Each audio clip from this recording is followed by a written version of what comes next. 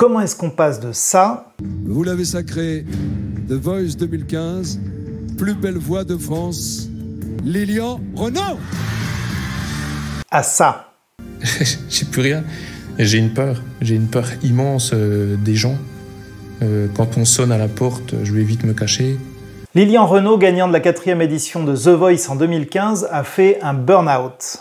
Mais il y a 1000 manières de s'effondrer dans la vie. Et quand on s'effondre, il y a toujours une bonne âme pour commenter ça de loin. Oui, c'est sûr qu'il y a des gens qui m'ont pas aidé là-dedans. Certains sont prompts à donner n'importe qui pour perdu pour peu qu'à un moment donné, de mauvaises décisions aient été prises dans leur vie. S'il n'avait pas autant tiré sur la corde, il n'en serait pas là. Bon, d'autres ont commis des erreurs beaucoup plus graves que Lilian Renaud. Ils ont pris des sentiers qui les menaient tout droit au désastre, alors on y va de notre petite sentence. Oui, il l'a bien cherché, il s'attendait à quoi? C'est bien fait, il a récolté ce qu'il a semé.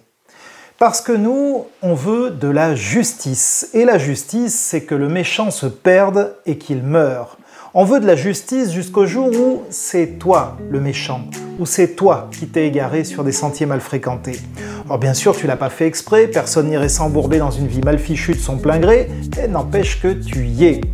Et tu l'entends, cette sentence que tu as peut-être toi-même fait peser sur d'autres épaules en un autre temps. Maintenant, c'est sur toi qu'elle tombe. Il l'a bien cherché. Il a récolté ce qu'il a semé.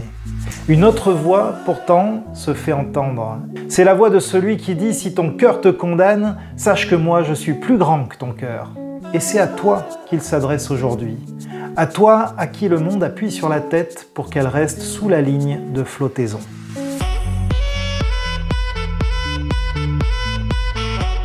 La Bible, au chapitre 3 de l'évangile de Jean, nous raconte une histoire étonnante. Parmi les pharisiens, il y a un homme appelé Nicodème. C'est un chef juif. Il vient trouver Jésus quand il fait nuit. Il lui dit « Maître, nous le savons, Dieu t'a envoyé pour nous enseigner.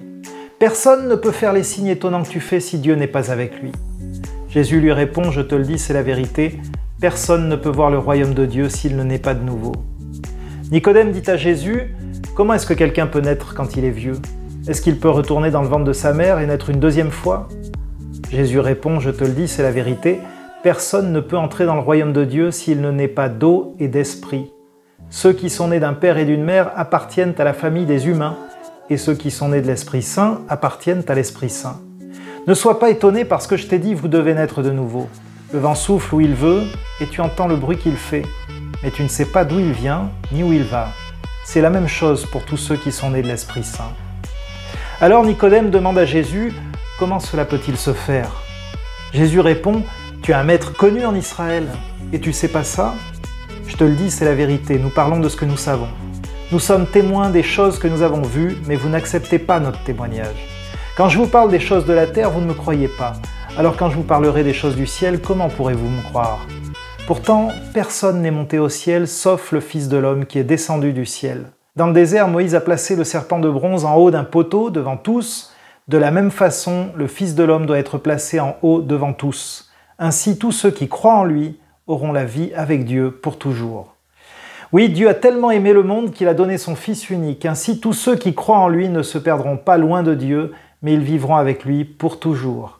En effet, Dieu n'a pas envoyé son Fils dans le monde pour condamner le monde, mais il l'a envoyé pour qu'il sauve le monde. Celui qui croit au Fils n'est pas condamné, mais celui qui ne croit pas, celui-là est déjà condamné parce qu'il n'a pas cru au Fils unique de Dieu. Et voici comment on est condamné. La lumière est venue dans le monde, mais les gens ont préféré la nuit à la lumière parce qu'ils font le mal. Tous ceux qui font le mal détestent la lumière et ils ne vont pas vers la lumière. En effet, ils ont peur qu'on découvre leurs mauvaises actions, mais ceux qui font la volonté de Dieu vont vers la lumière. Ainsi, on voit clairement ce qu'ils font, on voit qu'ils obéissent à Dieu.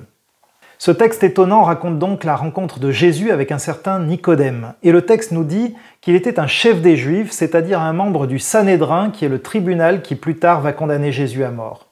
Si là il vient de nuit, probablement pour ne pas trop s'exposer, Jésus n'a pas très bonne presse parmi les chefs des Juifs, c'est le moins qu'on puisse dire, on va le retrouver quelques chapitres plus loin, au chapitre 7, un peu plus courageux. Il va prendre la défense de Jésus devant les autres chefs des Juifs en critiquant le fait que Jésus soit condamné sans avoir été entendu. Et finalement, on va le retrouver au grand jour, cette fois-ci au chapitre 19, où il va aider Joseph d'Arimathée à descendre le corps de Jésus de la croix et à l'embaumer, selon la coutume, avant sa mise au tombeau. Alors, à la vue de ce parcours, on s'imagine bien que Nicodème, contrairement à d'autres, ne vient pas poser là des questions à Jésus pour le piéger. Non, lui, il est sincère, il est honnête dans sa démarche, il veut savoir à qui il a affaire. Il est interpellé par ce Jésus qui guérit les malades, qui purifie les lépreux, qui chasse les démons.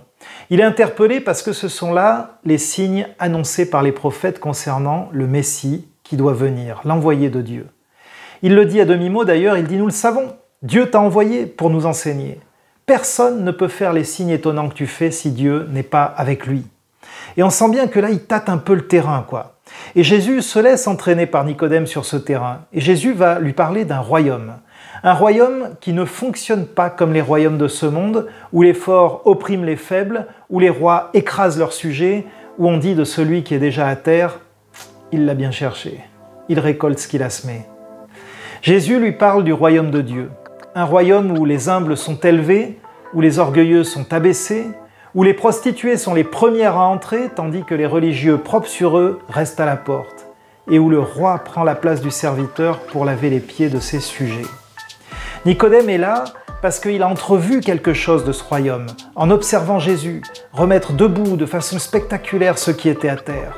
Et il a soif de ce royaume, Nicodème, il veut voir ça de plus près, et Jésus va lui en donner la clé. Il va lui dire que pour voir ce royaume et pour y entrer, il faut naître de nouveau.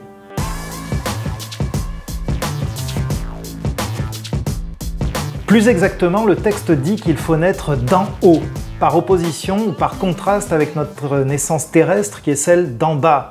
C'est en ce sens qu'il s'agit d'une nouvelle naissance. Elle n'est pas corporelle comme la première, elle est spirituelle. Elle ne provient pas de nos parents comme la première, mais elle provient de Dieu lui-même. Et c'est là qu'il semble y avoir un petit malentendu chez Nicodème, parce que lui, il répond sur le plan terrestre quand Jésus lui parle du plan céleste. Il ne s'agit pas de retourner dans le ventre de ta mère, Nicodème, il s'agit de naître d'eau et d'esprit. Qu'est-ce que ça veut dire? Certains ont pensé que Jésus parle ici du baptême, d'eau donc, et de l'Esprit Saint. Mais c'est peu probable que Jésus parle ici du baptême, d'abord parce que c'est anachronique. Pour Nicodème, le signe de l'alliance avec Dieu à ce stade-là, c'est pas le baptême, c'est la circoncision. Et ensuite parce que Jésus s'étonne que Nicodème, un maître connu en Israël, soit ignorant de ce qu'il est en train de lui raconter. Or Nicodème ne peut pas être informé d'un baptême que Jésus n'a pas encore formellement institué. Et enfin, c'est peu probable pour une raison qui est liée au grec. Textuellement, le grec dit qu'il faut naître d'eau et esprit. Non pas d'eau et d'esprit, mais d'eau et esprit, comme s'il s'agissait d'une seule et même chose. Pour comprendre cette expression, nous devons aller puiser dans ce que Nicodème connaissait, c'est-à-dire les Écritures, l'Ancien Testament. C'est ça qu'il avait sous la main, Nicodème. Et là, effectivement, nous trouvons l'origine des paroles de Jésus. Le prophète Ézéchiel avait annoncé 600 ans auparavant ce qui devait venir. Et que dit-il, ou plus exactement, qu'est-ce que Dieu dit par la bouche du prophète ? Il dit « Je répandrai sur vous une eau pure, afin que vous deveniez purs. Je vous purifierai de toutes vos souillures et de toutes vos idoles. Je vous donnerai un cœur nouveau, et je mettrai en vous un esprit nouveau. J'enlèverai de votre être votre cœur dur comme la pierre, et je vous donnerai un cœur de chair.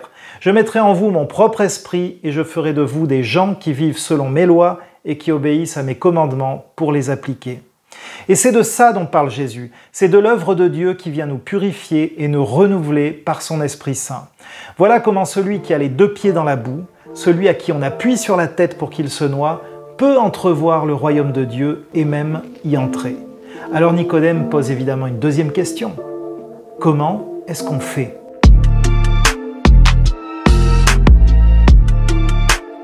Ma foi, il n'est pas trop susceptible, Nicodème, parce qu'on ne peut pas dire que Jésus le ménage beaucoup. Tu es un maître connu en Israël et tu sais pas ça. Eh bien voyez-vous, c'est pour ça qu'il est bon de prier avant de lire les Écritures. Parce qu'effectivement, on peut être un maître des Écritures, on peut connaître sa Bible de A à Z, on peut l'avoir étudiée dans tous les sens, la lire tous les jours et ne rien connaître de Dieu. Parce que pour connaître Dieu, il faut naître d'en haut. C'est pas qu'une affaire de savoir cognitif, c'est une question de relation avec Dieu. Cette parole de Dieu qui est la Bible, nous ne devons pas l'aborder qu'avec notre seule intelligence, nous devons l'aborder avec notre esprit. Or, séparé de Dieu, notre esprit est mort. Il nous faut naître d'en haut, il nous faut naître spirituellement. Et Nicodème va en faire l'expérience, mais pour l'heure, il est d'en bas. Alors Jésus lui rappelle quelque chose qu'il connaît.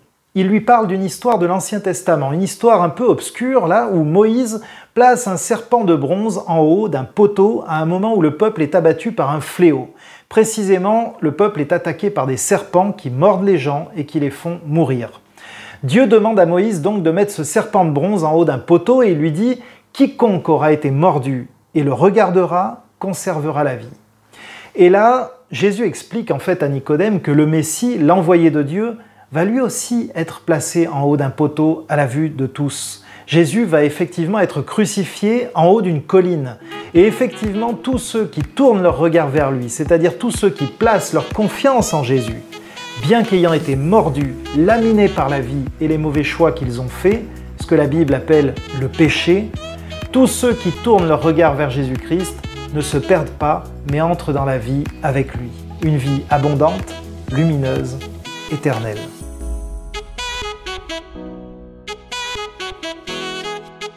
Et les autres, ceux qui ne tournent pas leur regard vers Jésus, ceux qui ne mettent pas leur confiance en lui, qu'en est-il? Eh bien les autres, nous dit Jésus, sont condamnés. Est-ce que c'est parce que Dieu est dur? Non. Est-ce que c'est parce que Dieu est méchant? Non. C'est parce qu'il préfère, nous dit Jésus, les ténèbres à la lumière. Parce qu'en vrai, admettre qu'on a les deux pieds dans la boue et la tête sous l'eau, admettre qu'on en est là parce qu'on a fait des choix tout au long de notre vie qui nous ont menés là, c'est pas facile. Tout ce qui peut mettre à jour le mal qui est en nous, et la lumière du Christ non seulement le peut mais le fait, tout ce qui peut mettre à jour le mal qui est en nous nous met profondément mal à l'aise. Nous préférons laisser ce mal bien au fond, bien occulté, que personne ne le voit, que personne ne le sache. On met ça sous le tapis parce qu'on en a honte. Mais ce que la Bible nous dit, c'est que la vérité nous rend libres. Et la vérité, c'est deux choses. En premier lieu, c'est une personne. Jésus-Christ nous dit « Je suis le chemin, la vérité et la vie ». Et en second lieu, c'est un choix de vie. En plaçant mes pas dans ceux du Christ, je peux moi aussi enfin être vrai. Je peux admettre sans crainte que je me suis planté. Je peux admettre que j'ai pris des chemins hasardeux, trop escarpés, où je me suis blessé et qui, effectivement, je le constate, me mènent à la mort. Je peux l'admettre tranquillement et sereinement parce qu'il n'y a plus de condamnation pour qui est en Jésus-Christ. Il n'y a plus de condamnation parce que Jésus-Christ a pris cette condamnation sur lui à la croix. Et donc je suis libre de me présenter devant Dieu, libre de vivre pleinement cette vie avec tout ce qu'elle a de beau et de bon à m'offrir. Et je peux marcher droit sur des sentiers sûrs parce que le Créateur du ciel et de la terre lui-même ouvre la marche devant moi. Nicodème faisait partie du tribunal qui plus tard condamnerait Jésus. Il est venu voir Jésus de nuit, dans l'obscurité, en cachette. Nicodème n'assumait ni qui il était, ni ce qu'il faisait, mais la rencontre avec Jésus a bouleversé sa vie. Nicodème, on le retrouve à la fin de l'Évangile dans la vérité de la pleine lumière du jour. Le voilà qui va chercher le corps de Jésus pour la mise au tombeau. Et il le fait devant ceux qui s'exclament devant le crucifié « Ah, il l'a bien cherché, il récolte ce qu'il a semé ». Il le fait devant ceux de ses amis qui se réjouissent de la mort d'un innocent. Parce que ça y est, Nicodème ne se cache plus. Nicodème s'assume pleinement, lui qui était mort, le voilà vivant.